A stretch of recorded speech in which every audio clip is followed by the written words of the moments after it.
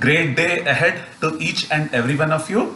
I'm Jagan Mantha. I'm author of this book, Will Skill Chill, Clues for Overcoming Transition Blues. Today, I'm going to clarify between two different ideas. One is overutilization, another is underutilization. I want to give a very quick example in the current circumstances to relate with this idea. One is overutilization, another is underutilization. Before that, I want to actually read a quote from this book. Food is the most abused anxiety drug. Exercise is the most underutilized antidepressant. I repeat, food is the most abused anxiety drug. Exercise is the most underutilized antidepressant.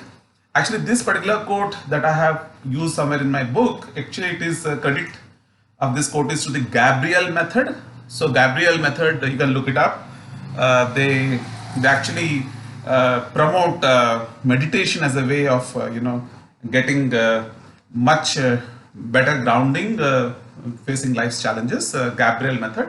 So first and foremost, I want to actually relate to this quote and make you see something important.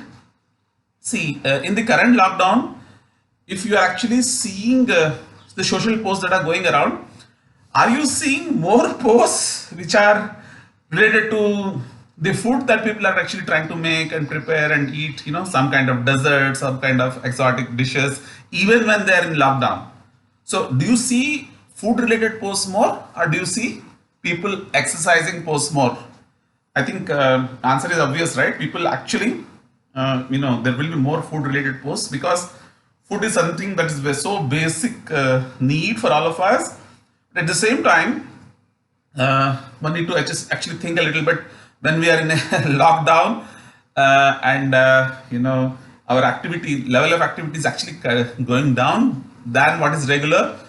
More and more exotic food, while it can be very enticing for the moment, you think that is going to help us, but unfortunately more and more people are still drawn towards food because as the quote said just now, it is an abused or overused anxiety drug actually. So is it only a food or is it also tobacco and drink also get added? I don't have to tell you much about how much of so much of when the liquor shops are being opened, how much of queues are happening. There's a lot of talk about that. Of course, people when they get habituated to certain things, then they cannot help but get drawn towards that. But then let's look at the second aspect, which is called exercise is the most underutilized antidepressants. How true actually? So I'm not talking about over exercising. So I mean, I'm hardly a six-pack person, but I believe in just exercising the right amount so that we are in a more active state, not feeling low because of whatever the situation that we may be going through. So here the key point I want to make: overutilization versus underutilization. These are very important ideas, particularly when a big change hits us.